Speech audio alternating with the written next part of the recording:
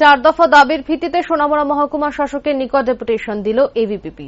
কবি নজরুল মহাবিদ্যালয়ে চলাকালীন সময়ে পুলিশ প্রহরার ব্যবস্থা করা, সোনামুড়া শহরের দ্বাদশ বালিকা বিদ্যালয়ের সামনে থেকে নবদ্বীপ চন্দ্র ইনস্টিটিউশনের সামনে পর্যন্ত সড়কে ইভ টিজিং রুখতে ট্রাফিক ব্যবস্থা করা এবং সিসি ক্যামেরার ব্যবস্থা করা প্রভৃতির দাবি নিয়ে এদিন ডেপুটেশন দেওয়া হয়। ডেপুটেশন সম্পর্কে ছাত্রনেতা আক্তার হোসেনের নেতৃত্বে সোনামুড়া কবি নজরুল মহাবিদ্যালয়ের ছাত্রছাত্রী এবং সোনামুড়া দ্বাদশ বালিকা বিদ্যালয়ের ছাত্রীরা শহরে এক মিছিল করে। পরে মহকুমা শাসকের নিকট তাদের দাবি সনদ তুলে দেয়। মহকুমা শাসক দাবিগুলোর যৌক্তিকতা স্বীকার করেন এবং উপযুক্ত ব্যবস্থা গ্রহণ করারও আশ্বাস দেন।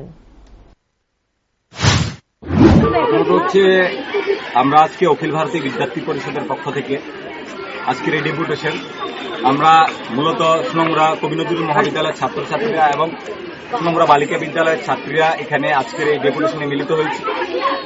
মূলত কেন ডেপুটেশন দিয়েছে তার কারণ হচ্ছে বিগত অনেকদিন ধরে এই এরিয়াটার মধ্যে কতিপয় কিছু যুবক এখানে উচ্ছৃঙ্খলভাবে বাইক এবং গাড়ি নিয়ে চলাফেরা করে, তাতে বালিকা বিদ্যালয়ের ছাত্রীরা এবং সোনামুড়া কলেজের ছাত্রীরা ইভটিজিং এর শিকার হয়। তার জন্য আজকে আমাদের এই ডেপুটেশন। আর এই রোডটা আমাদের ডেপুটেশনের মধ্যে ছিল, আমাদের দাবির মধ্যে ছিল। এনসিএ স্কুলের সামনে থেকে শুরু করে প্লাস গার্লস স্কুলের বাউন্ডারি যেখানে শেষ হয়েছে পুরো পুলিশ ব্যারিকেড দিয়ে, যাতে সকাল 10টা থেকে 11টা এবং বিকাল 3:30 থেকে 4:30 অবধি এই রাস্তাটা যাতে টোটাল যানবাহন বন্ধ থাকে, তার জন্য ওনার কাছে দাবি করেছি। এবং এই এরিয়াটা যাতে সিসি ক্যামেরার আওতায় আনা হয় অতি সত্বর, তার জন্য ওনার কাছে দাবি জানিয়েছি।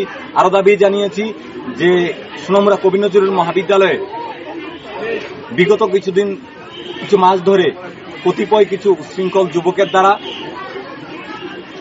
ইভটিজিং এর শিকার হচ্ছে ছেলেমেয়েরা। তার জন্য 2জন টিএসআর অথবা কোনো প্রশাসনিক আধিকারিক যাতে গেটের মধ্যে দেওয়া হয়, তার জন্য আজকে আমাদের দাবি। আজকে এসডিএম স্যারের কাছে আমাদের 4